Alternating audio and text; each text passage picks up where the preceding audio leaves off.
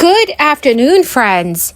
Happy Thursday to all of you. So, friends, I have some bad news from lawmakers in Congress. On President Biden's economic agenda, Senator Joe Manchin has just revealed new changes that he wants to be made to the legislation. That is before it is signed into law. Democrats are also trying to reach a deal before this new deadline. So, dear friends, please make sure you watch until the end of this video for all of these new details. I will also be giving away a $75 Walmart gift card 4 days a week.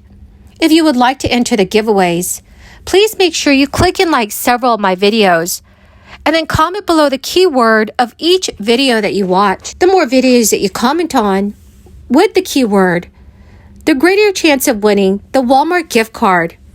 And friends, the next giveaway is scheduled for tomorrow, so please stay tuned for that video. Centrist Senator Joe Manchin pumped the brakes on negotiations with Senate Majority Leader Chuck Schumer over a budget reconciliation bill, warning that it needs to be scrubbed much better after a new report showed that inflation hit 9.1% in June. Joe Manchin told reporters he is not sure if he can agree to anything beyond the prescription reform component of the bill, which has already been sent to the Senate Parliamentarian's office and has the support of all 50 members of the Democratic caucus. Senator Joe Manchin stated, "We know what we can pass is basically the prescription pricing on Medicare. Is there any more we can do? I don't know, but I'm very, very cautious. And I'm going to make sure that I have every input on scrubbing everything humanly possible that could be considered inflammatory." Manchin also said that the deficit reduction is going to be 50% of the new revenue gained from prescription savings and tax reforms.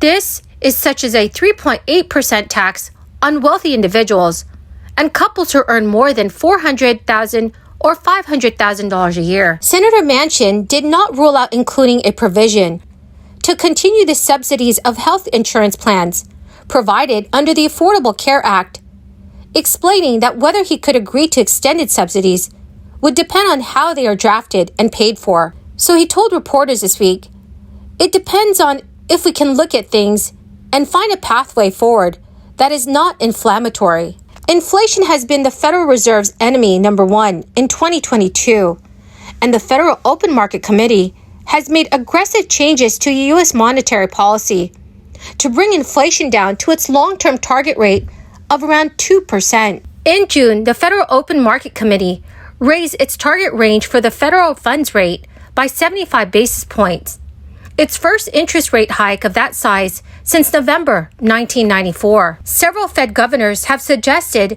that one or two additional 75 basis point rate hikes may be appropriate to curb inflation. So friends, what are your thoughts about interest rates going up?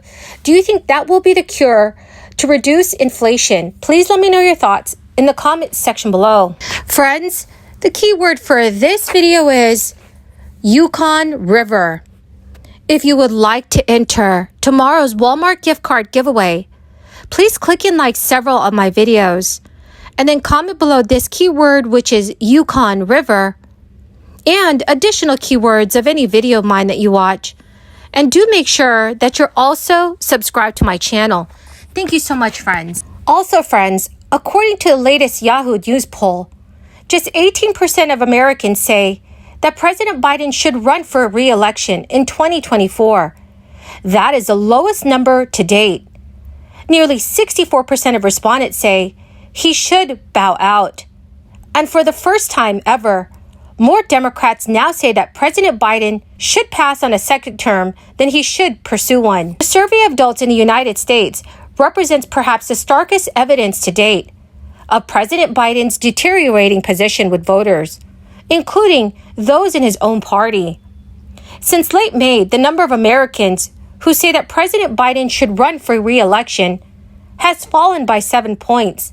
Among Democrats, that number has fallen by 8 points. Meanwhile, when asked who they would rather see as a Democratic nominee for president in 2024, only about a quarter of Democrats and Democratic-leaning independents now say Biden. Fewer say Vice President Harris. Most say either someone else, and 30% say they're not sure. No U.S. president has declined to run for re-election since Democrat Lyndon B. Johnson in 1968, and Biden has repeatedly insisted, both publicly and privately, that he will compete for a second term. But given his old advanced age, in which he will turn 82 shortly after the next presidential election, and very low approval ratings, several news sources have published recent stories about Democrats' emerging interest in some sort of Plan B. Well, my awesome and amazing friends, that is the end of my daily stimulus update video. Thank you so much for joining me here this afternoon. I greatly appreciate every single one of you who are watching my videos. Thanks, friends, and have a wonderful and blessed Thursday. Detroit last week. For the hundreds of thousands of folks who brought one of those electric cars, they're going to save $800 to $1,000 in fuel costs this year. And we're going to put those savings within reach of more Americans and create jobs installing solar panels, batteries, electric heat pumps, jobs making those clean power generating devices. And by the way, deploying these technologies for each home where they're installed is going to save folks an additional hundreds of dollars in energy costs every year. Let's do that. Let's beat climate change with more extensive innovation and opportunities.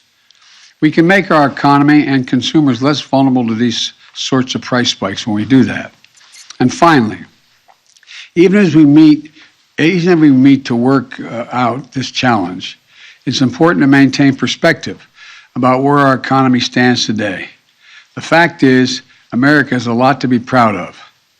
We're experiencing the strongest economic recovery in the world.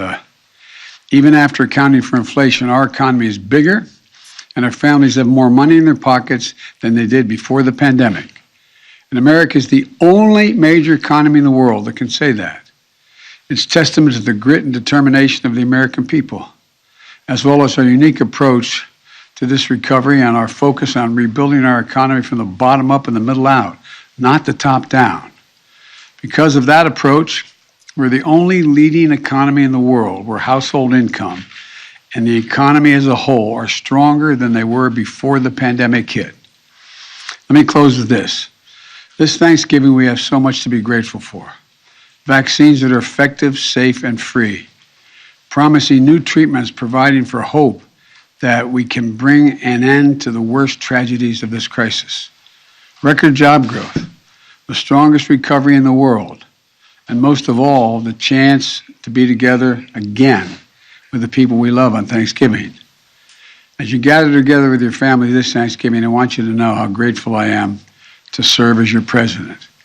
And I promised you that I'll never stop working to address your family's needs and to get